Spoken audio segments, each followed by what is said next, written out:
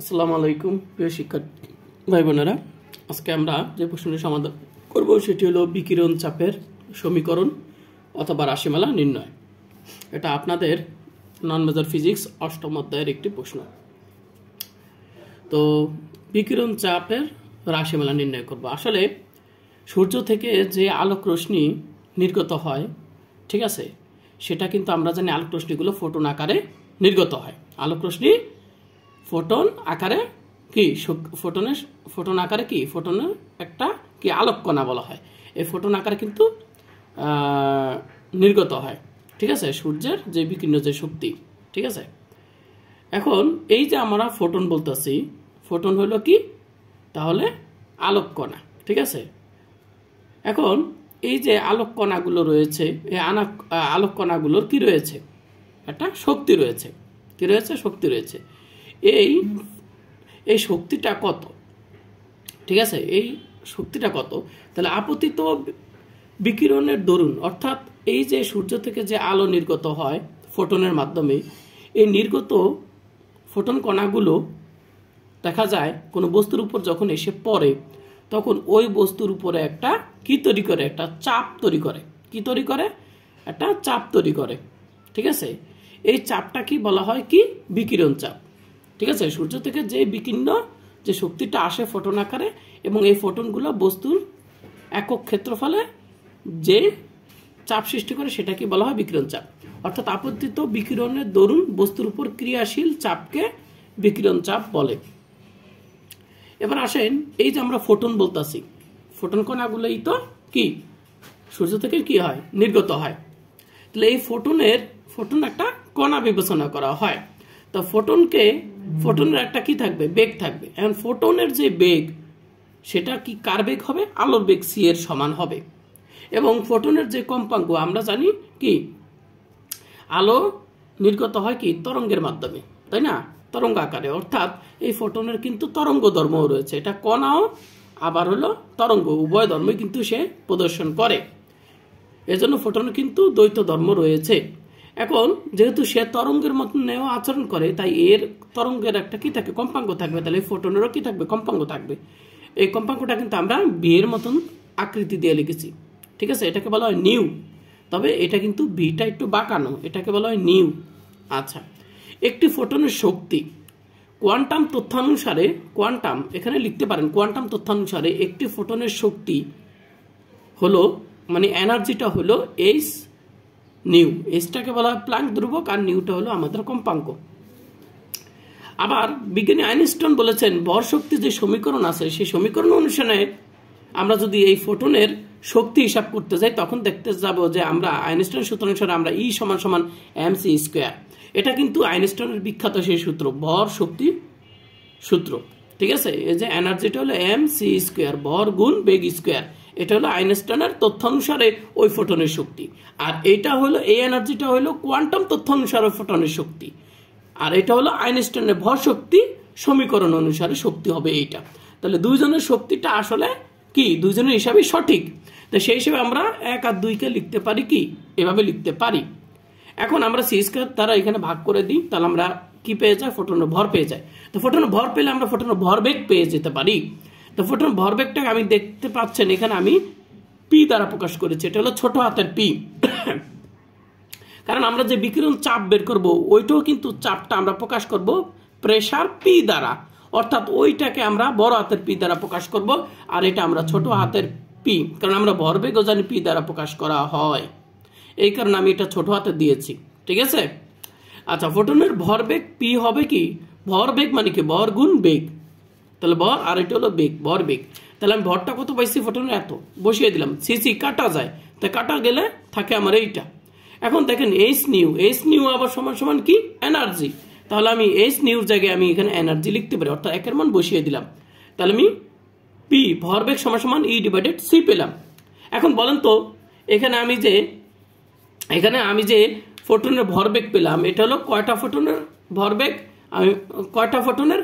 একটি ফোটনের শক্তি নিয়ে কাজ করতেছি, একটি ফোটনের। তাহলে এইখানে যে ভরবেগ, এখানে এই যে ইটা রয়েছে, এটা হলো আমাদের একটা ফোটনের শক্তি। তাই এখন আলো থেকে যখন এরকম লক্ষ লক্ষ কোটি কোটি কি ফোটন কিন্তু নির্গত হয়, তাই না? আচ্ছা, তো আমরা মনে করি যে এই যে তীর চিহ্নগুলো দেখা যাচ্ছে, এই তীর চিহ্নগুলো হলো ফোটন যে নির্গত হচ্ছে সেই দিকটা, আর এই নির্গত হচ্ছে ফোটন, আর এদের সাথে সমকোণে কি হচ্ছে, শক্তি নির্গত হচ্ছে। ঠিক আছে, এদের কোনো সমকোণে শক্তি নির্গত হচ্ছে এবি ক্ষেত্রফলের সমকোণে। এবং এই বস্তু, এটা কিন্তু একটা মনে করেন একটা বস্তু, এটা মনে করেন একটা কি বস্তু, এই বস্তুর উপরে ফোটন এসে কি পড়ছে, এবং পড়ার পরে এই বস্তুর উপর একটা কিন্তু প্রেসার ক্রিয়েট হয়, অর্থাৎ চাপ তৈরি হয়, তাই না? তাহলে এবিটা হইল আমার কি বস্তুর একটা ক্ষেত্রফল। এই ক্ষেত্রফলের উপর কিভাবে আলোক রশ্মিগুলো পড়তেছে, মনে করি লম্বভাবে পড়ছে। তাহলে ফোটনের যে বিকিরণ যে শক্তি, এই যে বিকিরণ শক্তি সমকোণে এবি ক্ষেত্রের একক ক্ষেত্রফলের ভিতর দিয়ে, তাহলে এই এবিটা হলো আমাদের কি বস্তু, এবিটা হলো আমাদের বস্তু, এবিটা আমাদের কি বস্তু। এই বস্তুর উপরে আমাদের সমকোণে মানে কিন্তু ওই 90 ডিগ্রি কোণে, ঠিক আছে, সমকোণে প্রতি সেকেন্ডে, দেখেন এখানে কিন্তু উল্লেখযোগ্য বিষয় একক ক্ষেত্রফল, এই জিনিসটা মনে রাখবেন, একক ক্ষেত্রফল। আবার একটি ফোটনের জন্য আমি হিসাব করতেছি কিন্তু, আর একক ক্ষেত্রফলের জন্য। তাহলে একক ক্ষেত্রফলের জন্য প্রতি সেকেন্ডে আপতিত বিকিরণ শক্তি অর্থাৎ ফোটন থেকে কিন্তু শক্তি নির্গত হচ্ছে, আর এসে পড়তেছে কার উপরে, বস্তুর উপরে পড়তেছে। ঠিক আছে, তাহলে বস্তুর উপরে ফোটনের বিকিরণ শক্তিটাই কিন্তু পড়তেছে বস্তুর উপরে, অর্থাৎ বস্তুর উপরে যে শক্তিটা ফোটনের বিকিরণ শক্তিটা পড়তেছে সেটাকে আমরা বলবো কি আপতিত বিকিরণ শক্তি। যেহেতু ফোটনের বিকিরণ শক্তিটা কার উপরে এসে পড়তেছে, বস্তুর উপরে, তাহলে আমি এখানে কি বলবো, এসে পড়তেছে, তাহলে আপতিত মানে ওর উপরে এসে পড়তেছে। কে পড়তেছে, ওই বিকিরণ শক্তিটা, মানে ফোটনের বিকিরণ শক্তিটা এসে পড়তেছে কার উপর, ওই বস্তুর উপর। কোন ক্ষেত্রফলের উপর, একক ক্ষেত্রফলের উপর। কত সেকেন্ডে, 1 সেকেন্ডে। তাহলে শক্তির যে ভরবেগ, তাহলে আপতিত শক্তির ভরবেগ, তার ভরবেগটা আমি পেয়েছিলাম পি সমান পেয়েছিলাম E/c।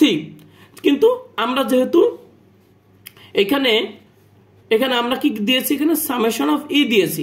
কেন সামেশন অফ ই দিয়েছি? কারণ ফোটন তো আমাদের একটা নির্গত হচ্ছে না, এখানে একটা আলোক কণা, 2টা 3টা 4টা এরকম অনেকগুলা কণা কিন্তু ফোটন কিন্তু এই বস্তুর উপরে এসে পড়তাছে, তাহলে এখানে সামেশন দেওয়ার কারণ কি? সামেশন দেওয়ার কারণ হলো আমি তাহলে সবগুলো ফোটনের জন্য আমি যে এনার্জি সেটা পাবো, ঠিক আছে, মোট এনার্জি। তাহলে এই সামেশনটা আমরা উপরে দিয়ে দিলে আমরা কি এই সামেশন অফ ই মানে কি, শুধু এটা আসলে একটা ফোটনের শক্তি, আর সামেশন মানে কি সমষ্টি, মানে এরকম যতগুলো ফোটন আছে সবগুলো ফোটনের শক্তি। তাই সবগুলো ফোটনের শক্তি আমরা বড় হাতের ই দ্বারা প্রকাশ করবো এনার্জি, কারণ এটা সামেশন মানে কি সমষ্টি। তাহলে মোট শক্তিটা পাবো ই, আর এটা হলো প্রতি সেকেন্ডে বস্তুর একক ক্ষেত্রফলে আপতিত শক্তি। ঠিক আছে, আপতিত এখানে একটু লিখে দিতে পারেন, মোট শক্তি। আপতিত কি শক্তি, মোট শক্তি লিখে দেন, তাহলে আরো বেটার হয়। আপতিত মোট শক্তি, আপতিত কি মোট শক্তি। আচ্ছা, আপনারা এগুলো লিখতে পারেন, নাও লিখতে পারেন, এটা আপনাদের ইচ্ছা, আমি বোঝার জন্য লিখে দিয়েছি, লিখলে ভালো। এরপর দেখেন সামেশন অফ ই হবে বড় হাতেরই, কারণ এটা হলো মোট শক্তি। এখন দেখেন এটা আমরা কি পেয়ে গেলাম, এটা আমরা পেয়ে পেলাম কি বিকিরণ শক্তির ভরবেগ পেয়ে গেলাম। ঠিক আছে, ফোটন যে পরিমাণ শক্তি বিকিরণ করে সেই বিকিরণ যে শক্তি বিকিরণ করে তার কি ভরবেগ পেয়ে গেলাম, বিকিরণ শক্তির ভরবেগ পেয়ে গেলাম। এখন বস্তুর একক আয়তনে বিকিরণ শক্তি ঘনত্ব, ঠিক আছে, যদি আমরা ইউ হয়, তা বস্তুর একক আয়তন, ঠিক আছে, একক আয়তনে বিকিরণ শক্তি অর্থাৎ একক আয়তনের উপরে, অর্থাৎ এই বস্তুর একক আয়তনের উপরে মানে 1 ঘনমিটার বা 1 ঘন সেন্টিমিটার, ঠিক আছে, যেটাই বলেন 1 ঘন মিলিমিটার, ঠিক আছে, যেটাই বলেন না কেন, এরকম একক আয়তনের উপর যে পরিমাণ এই যে ফোটনের যে শক্তি, ঠিক আছে, শক্তিটা এসে পড়ে, সেটাকে আমরা ধরলাম ইউ, ছোট হাতের ইউ। তাহলে ইউ ধরলে এখন এই বস্তুর সম্পূর্ণ এই যে এখানে এস বস্তুর মোট ক্ষেত্রফল, অর্থাৎ বস্তুটার মোট ক্ষেত্রফল যদি হয় এস, তাহলে আমি এস ক্ষেত্রফলের মধ্য দিয়ে প্রতি সেকেন্ডে বিকিরণ শক্তিটা কত হবে, তাহলে ইউটা ছিল আমার একক আয়তন, ইউটা ছিল আমার একক আয়তন, এটা ছিল আমার একক আয়তনের মধ্য দিয়ে। তাহলে এস ক্ষেত্রফলের মধ্য দিয়ে প্রতি সেকেন্ডে বিকীর্ণ শক্তিটা হবে কত? বিকীর্ণ শক্তি হবে ওই যে একক আয়তনের যেই বিকীর্ণ যে শক্তি ওইটাকে আমাকে গুণ করতে হবে কি মোট বস্তুর যে ক্ষেত্রফল সেই ক্ষেত্রফল দিয়ে গুণ করতে হবে, এবং এটা হলো আমাদের কি, এটা আমাদের বেগ, এটা হলো আমাদের কি বেগ দ্বারা গুণ করতে হবে। তাহলে আমরা পেয়ে যাব এস ক্ষেত্রফলের অর্থাৎ বস্তুটার মোট যে ক্ষেত্রফল সেই ক্ষেত্রফলের উপরে আমার কি বিকীর্ণ শক্তি এসে যে পড়বে সেই শক্তিটা হলো আমাদের এইটা। এখন এটা হলো এস ক্ষেত্রফলে, তাহলে একক ক্ষেত্রফলের মধ্য দিয়ে প্রতি সেকেন্ডে বিকীর্ণ শক্তি এটা হবে কত? এটাকে আমরা প্রকাশ করব ই দ্বারা। ঠিক আছে, এস ক্ষেত্রফলের বিকীর্ণ শক্তি হলো এত বস্তুর এস ক্ষেত্রফলে, তাহলে বস্তুর একক ক্ষেত্রফলের ভিতর দিয়ে প্রতি সেকেন্ডে বিকীর্ণ শক্তিটাকে আমরা ই দ্বারা প্রকাশ করব। এখন আমরা জানি যে ছোটবেলা ঐকিক নিয়মের অঙ্ক করেছিলাম, সেখানে ঠিক আছে 5 টাকা পাওয়া যায় এতটি লজেন্স, 1 টাকা পাওয়া যাবে এতটি। তখন ঐকিক নিয়ম করলে কি হয়, এখানে একক 1 লিখলে তাহলে এখানে কি হবে, এখানে এস দ্বারা কি হবে ভাগ হবে। ঠিক আছে, তাহলে এস দ্বারা কি হবে ভাগ হবে, তাহলে এস দ্বারা ভাগ হইলে এস এস কাটা গেলে তাহলে ই সমান সমান কত হয়ে যায় ইউসি হয়ে যায়, ইউসি। তাহলে এটা হলো আমাদের কি প্রতি সেকেন্ডে বিকীর্ণ শক্তি, প্রতি সেকেন্ডে বিকীর্ণ শক্তি।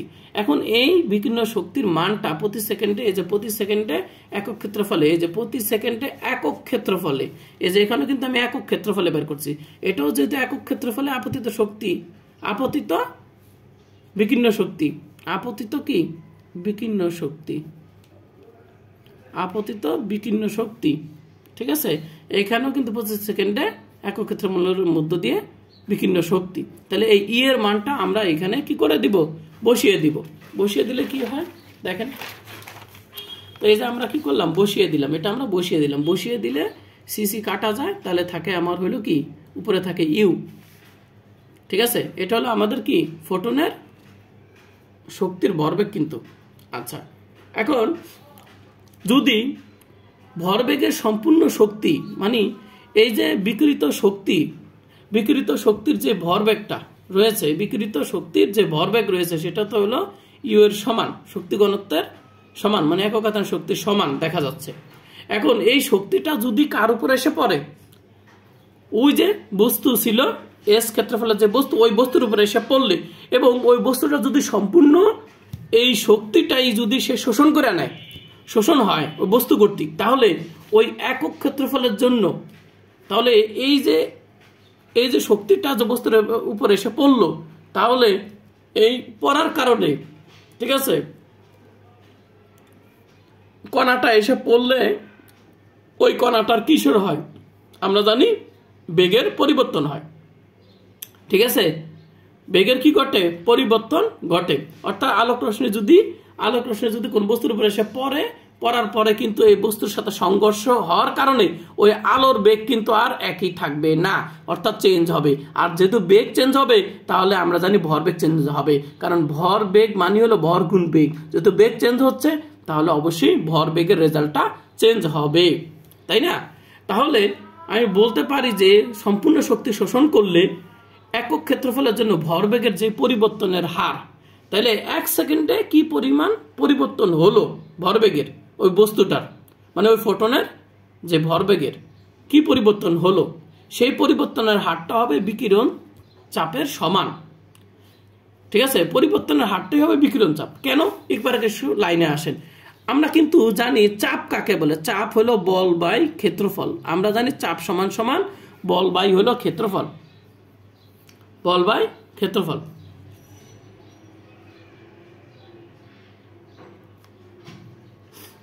বল বাই কি ক্ষেত্রফল। এখন দেখেন এখানে বলা আছে কি, এখন দেখা আছে এখানে আছে একক ক্ষেত্রফল, তাহলে আমার এই এটা হলো ক্ষেত্রফল, তাহলে ক্ষেত্রফলটা যদি আমার 1 হয় তাহলে পি সমান সমান কি হয় এফ হয়ে যায়, পি সমান সমান কি হয়ে যায় এফ হয়ে যায়, পিটা হলো এফ। আর ভরবেগের যে দ্বিতীয় সূত্র, ভরবেগের যে দ্বিতীয় সূত্র, সেই দ্বিতীয় সূত্র অনুসারে আমরা কি জানি, তাহলে পিটা কিন্তু এখন একক ক্ষেত্রফলে প্রযুক্ত বলকে চাপ বলে, একক ক্ষেত্রফলে, অর্থাৎ এটার মানে 1 হলে এই বলটাকে কিন্তু চাপ বলে, তাহলে এফটাই হলো পি। আবার আমরা কি জানি, আমরা জানি ভরবেগের পরিবর্তনের হার, এই যে ভরবেগের আবার নিউটনের যে দ্বিতীয় সূত্র, নিউটনের দ্বিতীয় সূত্র অনুসারে আমরা জানি কি, নিউটনের দ্বিতীয় সূত্র অনুসারে আমরা জানি ভরবেগের পরিবর্তনের হার, ভরবেগের পরিবর্তনের হার, ভরবেগের পরিবর্তনের হার কার সমান? ভরবেগের পরিবর্তনের হার প্রযুক্ত বলের সমান। এটা কিন্তু নিউটনের দ্বিতীয় সূত্র বলতেছে। এখন আমার এই এফটাই হলো আমার এখানে কি পি, এফটাই হলো আমার কিন্তু এখানে পি, অর্থাৎ বিকিরণ চাপটাই এখন কার সমান? সময়ের সাথে যে ভরবেগের যে পরিবর্তন সেটা সমান। এখানে কিন্তু এই পিটা হলো ভরবেগ আর এই পিটা কিন্তু হলো চাপ, কথা বুঝতে পারছেন? তাহলে চাপটাই কিন্তু ভরবেগের পরিবর্তন আর সমান। দেখেন কোথা থেকে কোথায় আসলাম। তাহলে এখানে যে আমি লিখেছি একক ক্ষেত্রফলের জন্য ভরবেগের পরিবর্তনের হার, এই যে ভরবেগের পরিবর্তন হার, এটা কি বলছি? বিকিরণ চাপ, অর্থাৎ বিকিরণ চাপ, এই যে অর্থাৎ এইটাই তো এটা। তাহলে বিকিরণ চাপ হবে ভরবেগের পরিবর্তনের হার, অর্থাৎ বিকিরণ চাপ হবে পরাতের পি, আর পিটা হবে কার সমান?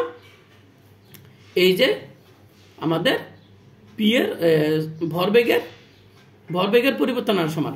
এই যে ভরবেগের পরিবর্তনের হার, হারটাই হবে বিকিরণ চাপের সমান। তাহলে বিকিরণ চাপ আর এটা তো কি সমান।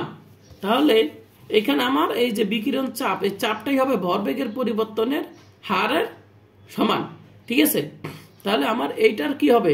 এই ভরবেগের কি হবে? সমান হবে, ভরবেগের পরিবর্তনের সমান হবে। আর এইটা তো আবার ইউ, ঠিক আছে? এখন আমি এইটা যদি বাদ দিয়ে লিখি, তাহলে এইটা আমি এটার সাথে এটা সংযোগ করে লিখতে পারি কি, তাহলে চাপ সমান সমান হলো কি, একক আয়তনের যে শক্তি ঘনত্ব ছিল সেটা সমান। এখন এইটাই কিন্তু বিকিরণ চাপের রাশিমালা। কিন্তু এই চাপটা যদি ত্রিমাত্রিক স্থানাঙ্কে আমি ভাগ করি, এই প্রেসারটা কিন্তু তিনটা ভাগে ভাগ হয়ে যাবে। অর্থাৎ এই যে আমাদের পি এর যে মান, বিকিরণ চাপের যে মান, এই মানটা ইউটা কিন্তু ত্রিমাত্রিক স্থানাঙ্ক ব্যবস্থায় বিভাজিত হয়ে যাবে। এই যে ত্রিমাত্রিক অক্ষ বরাবর, ত্রিমাত্রিক অক্ষ এই চাপ সমভাবে বিভাজিত হবে। এজন্য ইউটা, এই শক্তিটা কিন্তু তিন ভাগে ভাগ হয়ে যাবে, এজন্য তিন দ্বারা ভাগ করেছি। অর্থাৎ শক্তিটা এইদিকে এইদিকে এদিকে তিন অক্ষ বরাবর ভাগ হয়ে গেলে কিন্তু কি হয়ে যাবে, বিকিরণ চাপের যে মান সেটা কিন্তু তিন অক্ষ বরাবর বিভাজিত হয়ে গেলে পি সমান সমান আমি কি লিখি, ইউ ডিভাইডেড 3 লিখতে পারি। আর এই হলো আমাদের বিকিরণ চাপের রাশিমালা। আশা করি আপনারা বুঝতে পেরেছেন।